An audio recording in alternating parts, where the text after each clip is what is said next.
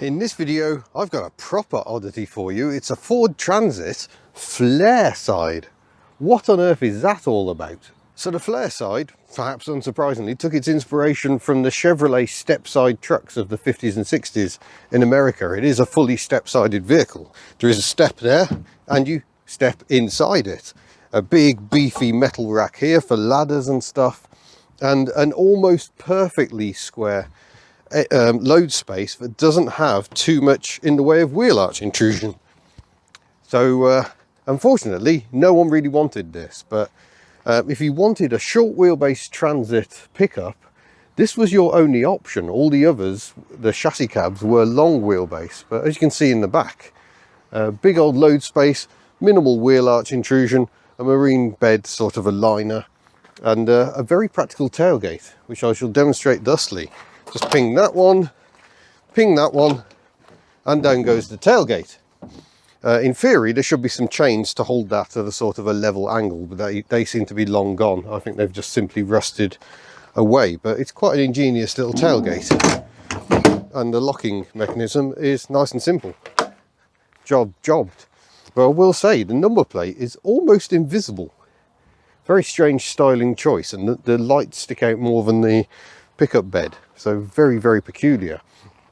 Ford didn't sell too many of these, so they are quite rare now. It's thought to be only about 30 of these left on the road, and you can kind of understand why. It's a very niche market, but it will take a ton of payload, so you can put quite a bit in the back of one of these. Under the bonnet we have one of the best engines in the world.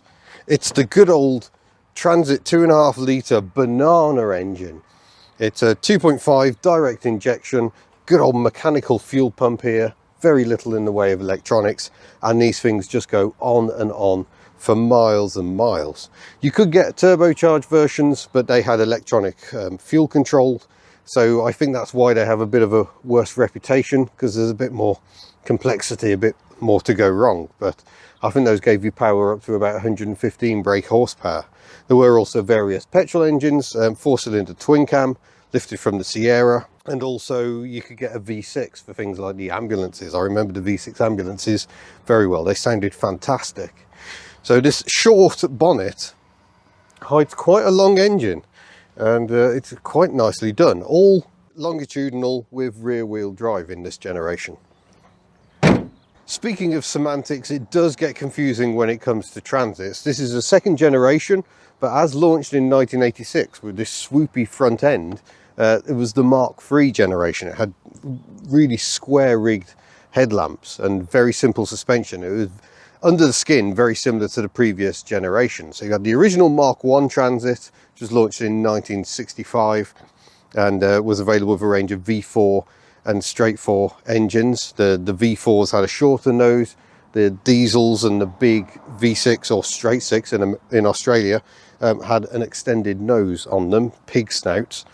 So that Mk1 Transit was facelifted in the late 1970s to become the Mk2, and then this shape was known as the Mk3, and still is to some people.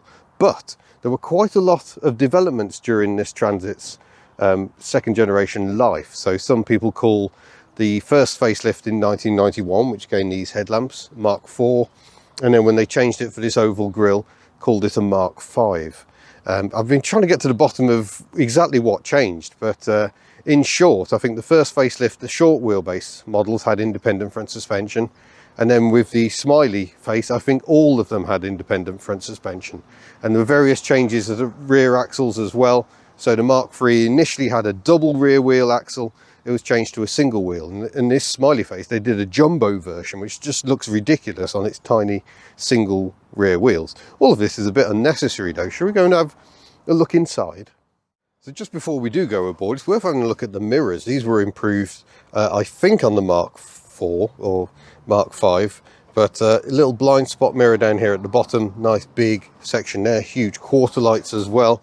Do have to give the door handle a bit of a yank to get in. Everything is a bit robust, I would say, as you'd kind of want in a van. But if we hop aboard, it's all very Ford. We've got switchgear shared with a Ford Sierra. Even the stalks, though they are unique to the Transit, echo the Mk3 Escort style. stalks. Various heater controls down here. That one doesn't work. The heater fan only works on position 3. The temperature thankfully does work because it's quite cold today. And blanking plugs, absolutely ahoy. They are all over the place. Gearboxes, you could have a 4-speed automatic transmission, but most Transits would have had the MT75 5-speed. That's the same gearbox used in the Ford Sierra effectively, and it's a very robust, listen to that. You can really hear all the cogs sliding about in there in their own merry way. There is a cup holder built in there, but it ever so slightly wants to fall out of the dashboard, so we're leaving that well alone really. There's a blank place there. There's somewhere to store your bulbs there, a little clipboard to hold things there, glove box over here, good place to store your oil filters and receipts of course, and plenty of storage in the door pockets as well for a nice big bottle of water. Is that an encouraging sign, a big bottle of water? Like I say, Transits can rust, and this one certainly has in that position there. We haven't got a mirror. I suspect it did have a mirror at some point because it does actually have a rear window, but that's fine. The mirrors are truly superb. Got a bench seat here for a couple of people, and what I love is the owner even has the brand, the brochure, and I think I had this brochure myself. Kind of fascinated because the minibuses came with headlamp washers, so yeah, it's a great thing to see. But like I say, all the chassis cabs from the factory were long wheelbase. But I think they have got a picture of the Flareside in here, but they don't say much about it. They just say you need to get a separate brochure. Look, it's even got wheel trims. It's really trying to be quite stylish. This one seems to have lost its little coach line there. But yeah, it just says, for full details, please ask your dealer for its dedicated brochure. And there we go, independent front suspension on all of these Transits, the later ones. And the rear axle also moved rearward when they did the first facelift in 1991. But you know, these vehicles were absolutely everywhere. But what are they actually like to drive? Well, the answer is rather robust, although it's worth remembering the context of these vehicles at the time. It was the Mercedes-Benz Sprinter of the sort of late 1990s that started to move the game on a bit, and the Volkswagen Transporter T4 was another one. But the fundamental principle is the same. It's obviously, it sounds like an ice cream truck, doesn't it? I want a 99 flake, please. But yeah, it remains very simple to drive. You can jump in with no van experience. Going to put some lights on this separate stalk over here, and yeah, not a problem at all. Let's do a wiper test. We apparently won't do a wiper test. The washers do not work. This is a recent purchase for the owner, but there's good overlap. No triangle of doom. You go up for the permanently on and down for intermittent. So I shall let him know his windscreen washers do not appear to work. Nor do the heater. Fun story actually. We bumped into the owner of this vehicle on his way to buy it when me and Matt were heading to the NEC one day. I think it was a Sunday.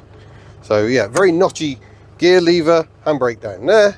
The clutch on this one is a little rugged, I'm going to say.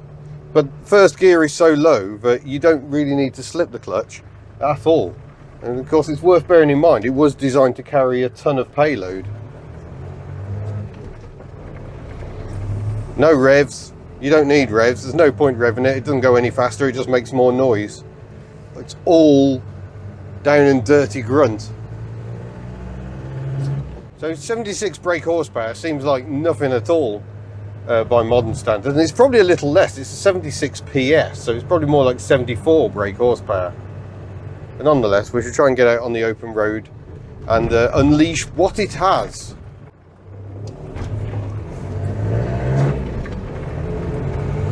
Now wait for the acceleration, there really isn't any.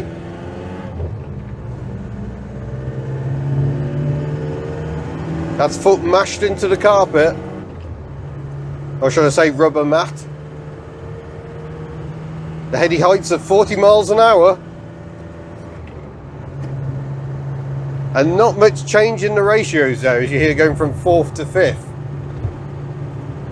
So it's not the most relaxing vehicle. I haven't got a rev counter, so I can't tell you how many revs it is doing at any particular speed, but It's just about enough power. It's not a vast amount. We're not going to do the speed limit. We can't quite get to 50 before we're having to slow down for a 30 here. But yeah, it's absolutely no bother to drive. It's really easy to place it. The mirrors are just excellent, so you don't miss the lack of internal mirror. It's actually quite joyous to drive. The ride gets very agricultural over broken ground, especially with no weight in it. But that's always going to be the problem with a working vehicle. It is a compromise because it has to be able to cope with that entire ton of payload. That is quite a weight. But yeah, I mean, it handles well as well. The steering is nice and light. Yes, there is a warning light that pings up occasionally on the dashboard. Don't worry about that, it's fine. Probably means the brake pads are wearing out. But yeah, it's just nice to drive, and as vans go, it really isn't unpleasant at all, and that was always the key feature of the Transits. Transits were always designed to be very pleasant to drive. But from the get-go, Ford offered great flexibility, lots of different lengths, different body styles. You could get a minibus from the factory. Yeah, you're feeling those unladen leaves a bit going over these speed humps. I was hoping it was going to straddle them, but it can't quite.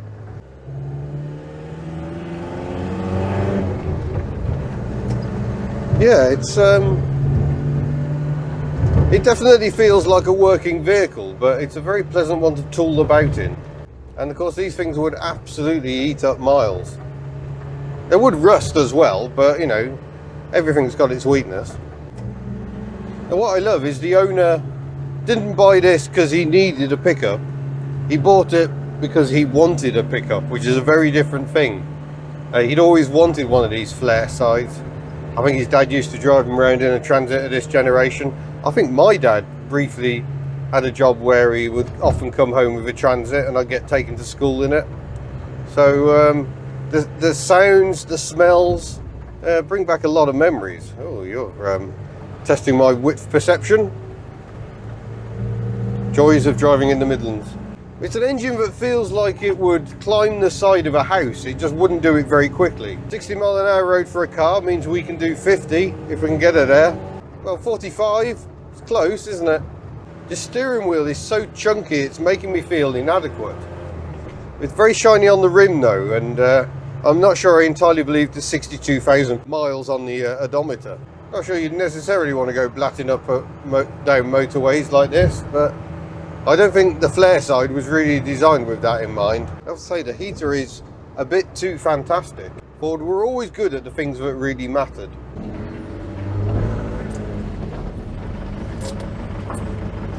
Well, there we go. That is the slightly unusual Ford Transit Flareside. I hope you've enjoyed this video. Don't forget you can head to the Hubnut store if you wish to support what we do. But otherwise, I'll just see you in a future video. Farewell.